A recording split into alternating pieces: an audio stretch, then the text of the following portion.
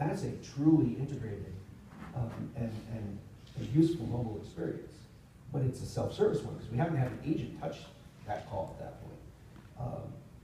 The other thing that has to be discussed internally is the continuity of experience that needs to be preserved. Because when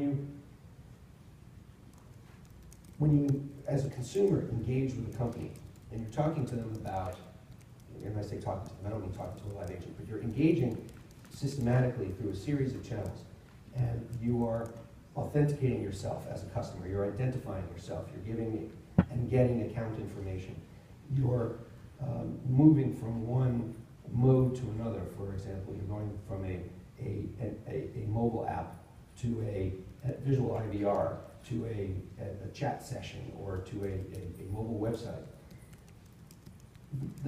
Every time you make that switch, if every time you make that switch there is not continuity of experience, you've introduced friction and increased the chance that your customers are going to be dissatisfied, that they're going to reach the next stage with an attitude, with an irritant already exposed, even if that interaction is a seemingly positive one. And if you're a typical contact center, you are likely not measuring the effort and the experience that they have when they are doing all these other things before they hit the agent.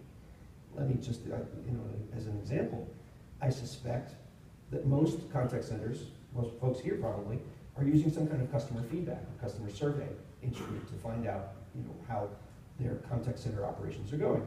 But I would also suspect, pardon me, that most of them have a question somewhat like, did the agent solve your problem today? Or what was your experience with the agent or on this call like?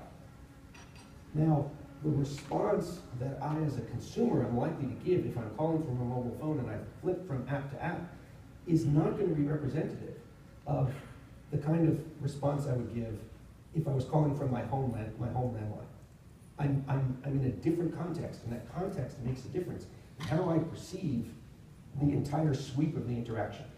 And if I'm only measuring as the contact center what happened during the phone call, from the time the agent picks up to the time the agent leaves, then I'm missing a great deal of the rest of the context of that interaction.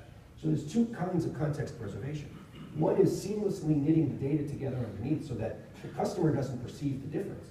But the other is from the management point of view, from the operational point of view, knowing that you have to measure, you have to find out about what's going on as that customer moves through that pathway.